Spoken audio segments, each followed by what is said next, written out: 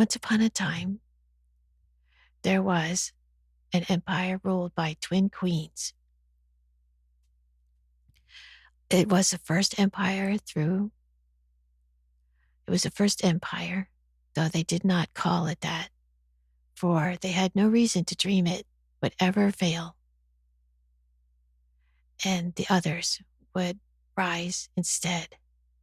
To them, it was simply the empire, forever and eternal. Welcome in, it's me. Here, I'll start over. I'm going to do a story. I give it credit there in the chat.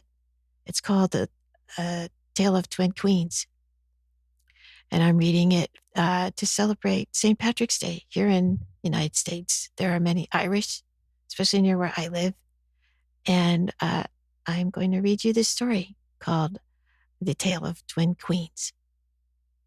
Yes. It's not necessarily an Irish story, but it's written in that type of tone. And it's told by Gwyneth of the Fae Lodge of Esterberg. Right? Once upon a time,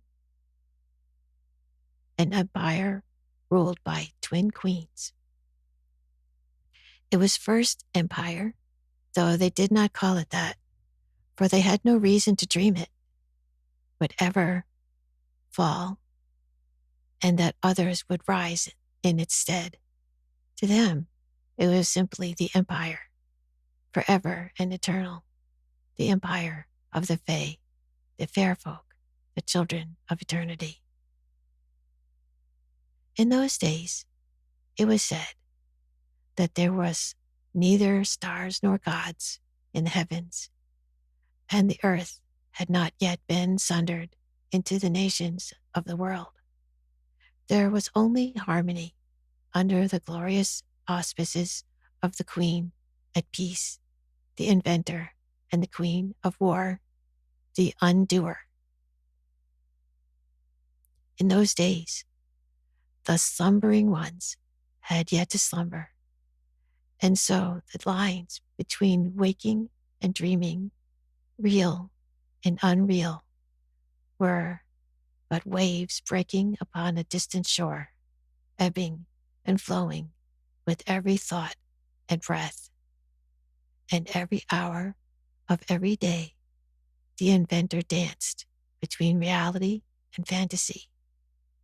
She would dream of wild stories of men who had no fur, of cats that stood on four paws and could not speak, of worlds beyond the earth and stars that loved and hated, who sent messages of love to the makers of music and twin weapons. Bound to destruction, in her wake, her sister followed, restoring the world to dreary imperial mundanity. The fair folk were formless then. They were spirits in a joyful adolescence, one that seemed like it would never end, and like children, they explored who they were and who they might become, without any heed for the grim and heartless cruelties of the world. Time spent lifeless as trees, living the centuries of sequoia or the meager decades of bonsai, embracing the fungal decay that consumes dead wood before returning to life to do it all again. Some took the forms of creatures beyond the mirrors, faces twisted and made grotesque, and danced between the homes of early man. For thinking men were but children then. Those of them, free, were huddling in savannas and crafting their first tools out of stick and stone, while far more lay in bondage to the descended ones, or to Davon, or to Undur herself. They stole, hunted, and gathered food, appeared in the surfaces of water, and haunted nightmares, and on occasion they would switch in destinies of a human child one of their own, in a sick game to see which would grow into greatness. Some saw wonder in the animal kingdom and sculpted their forms like beasts of air and darkness. Some embraced fur and fang. For those ancient days, the undoer had not yet cast the fourth of her curses upon the fair folk, and being an animal was not seen as being any lesser than being a thinking man. Some wore gossamer wings and great big eyes, probosci in place of teeth, and armor atop the flesh instead of bones within. They spread and multiplied and fecund as insect kingdoms themselves, armies of drones swearing allegiance to the twin queens. And some of those, some carved out of fairylands behind the rainbows and made their homes where they spun strands of liquid luck from the split fiber of the colors.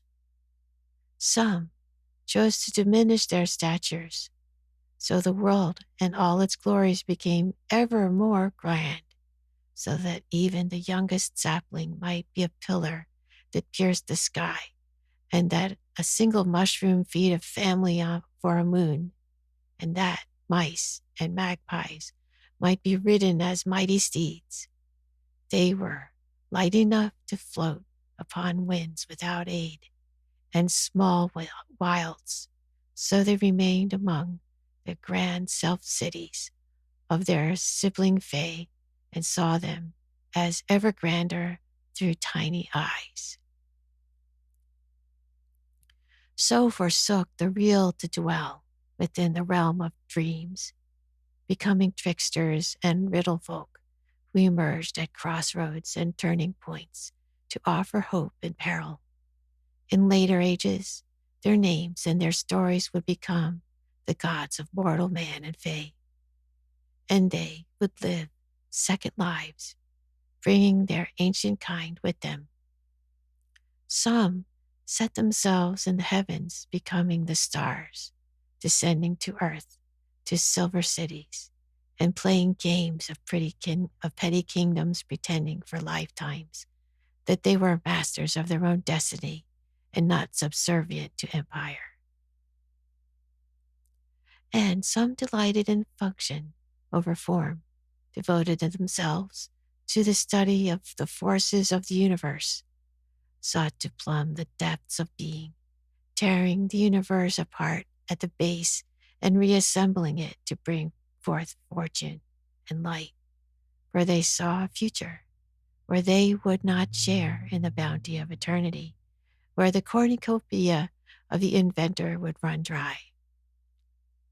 For the inventor looked upon each of them with pride and shared with them her power, save the scholars who sought to know the firmament without molding it away its stray dreams. With her blessing, they were the people of the sea and sky, earth and air, wonder and whimsy. They danced up and down the great chain of being, profound in one life and debased the next. It was a time where death meant nothing. And the other twin looked upon this world and thought it a waste. For she had gazed into the past and knew it hardly stretched back 100 million years. She had seen the time when time itself was timeless and all things were stories, happening in parallel harmony over and under a tapestry of possibility, when gods and names were but masks, elemental forces swapped between one fight or romance and another. She saw her sister's bounty and thought it a folly, thought it a wasteful attempt to give an undeserving people a taste of what the world could no longer be. There was no reason to give these creatures, mortal and descended, a taste of forever. Eternity was over. The empire was to take its place. the inventor, had shared her power across 1,000,000 souls and selves, violet wisps gleaming on the horizon of all being. The undoer saw these stars before the stars and wanted them for herself. Yet she knew that her sister's being was scattered, and that any such theft would take 100,000 years, one soul at a time. I think it wise to note that the stories say the undoer alone brought the empire, that she alone ended the days of wonder for those of power. Yet that cannot be. A tyrant cannot rule alone, not even one as powerful as she. Those who played as petty kingdom in their silver cities upon the seas, those who treated mortal men as playthings, and those who clothed themselves as wolves to hunt. I think it likely they welcomed the undoer's reign and saw, in the shadow of her power, a chance to grow their own. She made her way to the heart of the world, beyond her sister's gaze, from the heavens, in the deathly furnace at the heart of the world. She made come forth the Satan, Yaren Minslav, he of wine-red fur and cleft foot, and set to him a task. To this devilish smith she spoke of a weapon so cruel and lethal, none like it had ever been dreamt of, the irate turner of Toul, that would bind the harmonies of the Fae into a single tone, a two-pronged fork by which she could pin her sister's wings and bring the heavens crashing down to earth.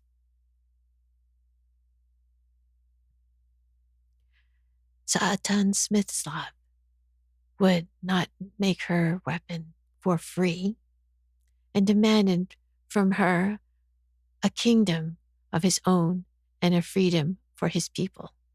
The undoer promised him his knowing she would not deliver. He accepted, knowing she lied. In the heart of the earth, he forged the irate tuner, a two-pronged fork. He beheld it, admiring it, imagining that he himself might weld such a bident, and let it sing of his hopes in the core of the earth before giving it to the undoer. So, the undoer left the underworld and made her return to the sphere of air and darkness. The undoer did not merely hate her sister and her follies, she coveted her power for her own. She spent so much of her own power restoring the world to imperiality, calming the storms of wonder and imagination kicked up by Fae dancing through the clouds of music, but all that power remained hers, bound in the foundation stones of the imperial palace, in the throne of Faeberg and the royal jewels. And so it was that the inventor came to the imperial palace, thinking nothing of the meeting. She was clad in iridescent memory, her garments gossamer and lace, her face 1,000 points of light constantly rearranging from one guise to another. The undoer sat upon the true throne of the Faeberg that held power of the queen, and bade her sister welcome. There are many tales of what happened on that day. None agree. Over the past 100,000 years of ancestral memory, there have been countless tales of why the undoer hated the inventor. Countless tales of venom spat, magical duels of fought, of sister against sister. There were only 2 witnesses of that day, and neither of them can speak of what occurred. We know only this. In the end, when both had fought to exhaustion, when the royal jewels no longer glistened with the power and the imperial palace had fallen into ruin, the Irate tuner pierced the inventor and pinned wings that had been solid a moment before. The world shuddered and gasped as the power of the heavens was grounded to earth.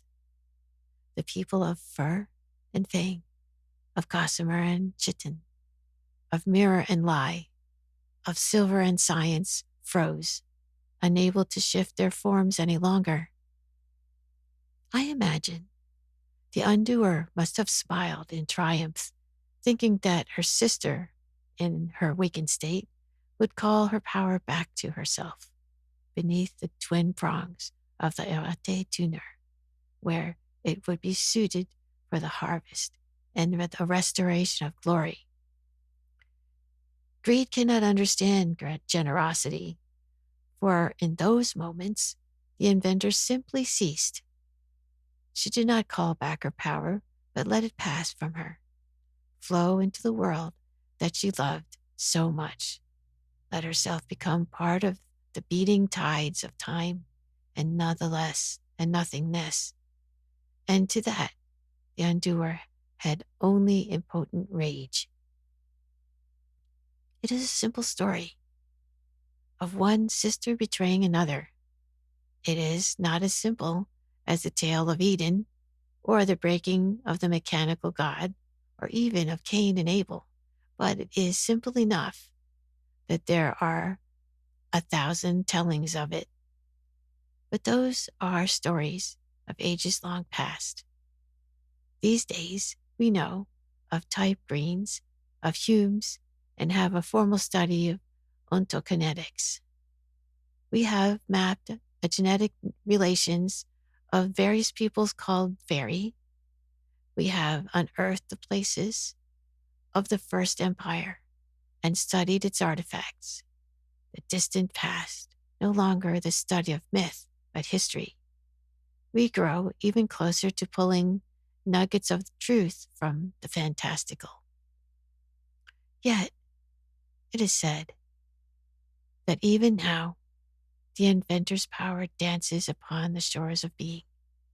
From the boundaries of the unreal at the base of creation to the ornoric worlds of dream and nightmare, sometimes her power returns to the real, granting children the power to shape the world to their whimsy. Perhaps with every telling of her tale, a part of her lives again for just a moment.